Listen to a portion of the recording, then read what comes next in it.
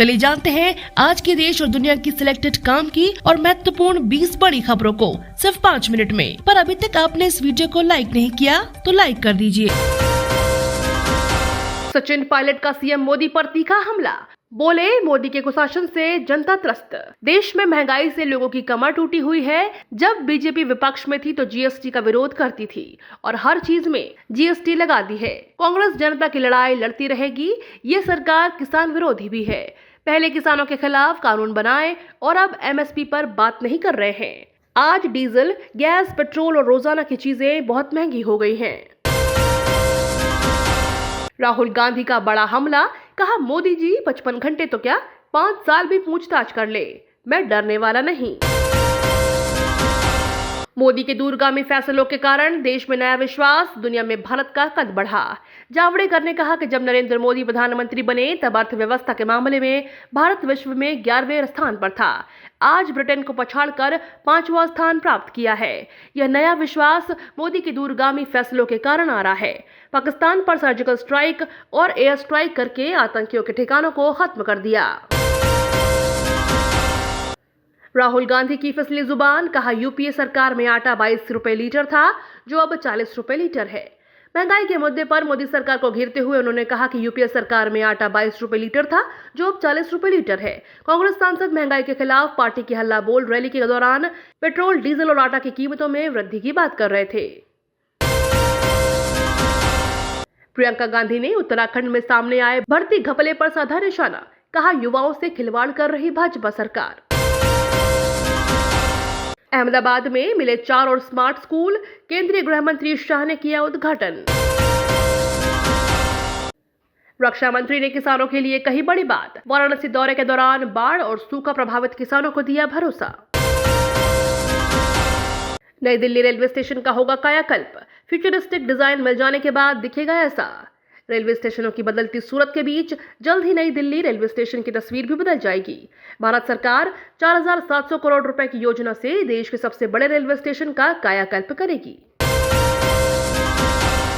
Jammu Kashmir police ने स्वीकारी राजौरी में आतंकियों की मौजूदगी, कहा हर आतंकी का करेंगे सफाया। चीन सीमा विवाद को लेकर विदेश मंत्री का बड़ा बयान, कहा भारत अपने हितों की रक्षा करने में सक्षम। जलवायु संकट प्रति चीन के गैर जिम्मेदार रवैये का तिब्बत पर पड़ेगा असर, होगी पानी की किल्लत। भारत को तय समय में मिलेगा S-400 मिसाइल सिस्टम, रूसी राजदूत ने कहा संबंधों पर नहीं पड़ेगा कोई असर। अमेरिका ने कहा कि वह रूसी तेल आयात पर मूल्य सीमा तय करने के लिए प्रतिबद्ध है। अमेरिका ने कहा कि यह रूसी तेल के दाम की सीमा तय करने का प्रभावशाली तरीका यूक्रेन में रूस के गैरकानूनी युद्ध के लिए धन जुटाने के लिए मुख्य स्रोत पर तगड़ी चोट करेगा। इसके अलावा इस कदम से अमेरिका को तेजी से बढ़ती वैश्विक मुद्रास्फीति से लड़ने में मदद मिलने की भी उम्मीद है। मून मिशन लॉन्च की दूसरी कोशिश भी हुई नाकाम, रॉकेट में रिसाव की वजह से दूसरी बार टालना पड़ा परीक्षण।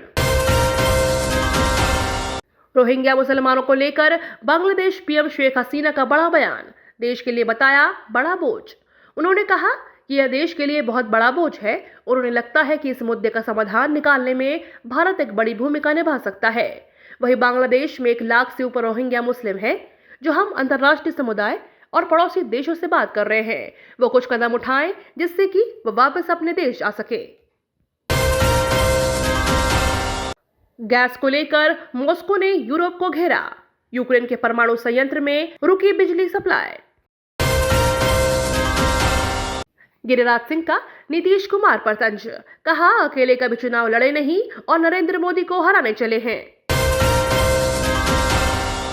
शिक्षक दिवस पर बोले सिसोदिया, पूरे देश को हमारे शिक्षक और प्रधानाचार्यों के काम पर गर्व, नए भारत की शुरुआत। स्कूलों के शिक्षक अपने कर्तव्यों को ध्यान में रखते हुए बच्चों को गहन चिंतन से छात्र छात्राओं को पढ़ाते हैं और बढ़ते हुए भारत की नई नींव में यह विकसित छात्र अपना पूर्ण सहयोग दे पाएंगे। हालांकि शिक्षक अपने प्रयासों से लाखों बच्चों के उच्च जीवन में पूर्णतः लगातार सुधार करते नजर आ रहे हैं। ड्रैगन का आक्रामक रुख जारी, 4 सीनी युद्धक विमान, 5 नौसैनिक जहाजों ने ताइवान जलडमरू मध्य को किया पार।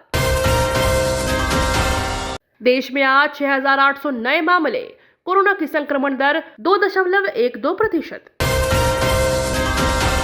डेली ऐसे ही खबरों से अपडेट रहने के लिए चैनल को सब्सक्राइब करके बेल आइकन को दबाना बिल्कुल ना भूलें।